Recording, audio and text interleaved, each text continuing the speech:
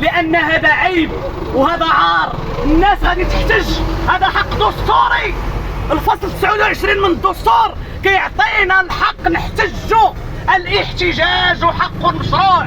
وهاد الشباب وهاد السكينة خرجات كتغوت على حقها، لأن السلطات دارت لها الترهيب ودارت استعراض العضلات وجابت الكاميويات وجابت السلطة. منين الناس كتبغي تحل المشاكل؟ هذه مشاكل اجتماعيه وخصها حل اجتماعي. لا سلم لا هدنه المواطنين في المحنه، لا سلم لا هدنه المواطنين في محنه، ولا سلم لا هدنه المواطنين في محنه.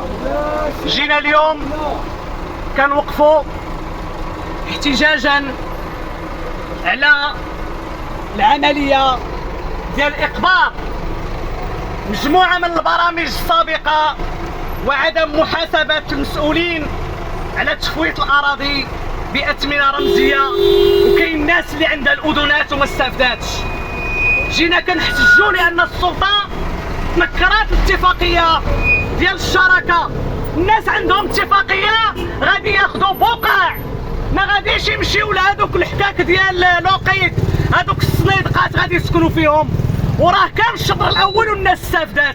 علاش هاد العمليه ديال الحقره على المواطنين؟ الناس من حقهم يحتجوا، والسلطه خاصها تلتزم بهذاك الاتفاق. كنحتجوا بقوه اليوم على السلطه المحليه وعلى راسها السيد الوالي اللي فرض على السكان يلجؤوا للكرا. واحد ما عندوش باش يشرب كاستي، ما عندوش باش يعيش. الناس في البطاله، الناس في وضع اجتماعي صعب، والسيد الوالي كيقول له سير تكري ومن بعد نتفاهموا. وحتى الضمانه ديال انه غيسكن ما عندوش. كيضحكوا على الناس، كيعطيوهم اوراق تيقول ليه ها الورقه ديال التهديم، ومن بعد هادو مواطنين، والمواطنين سواسية امام القانون وللجميع الحق.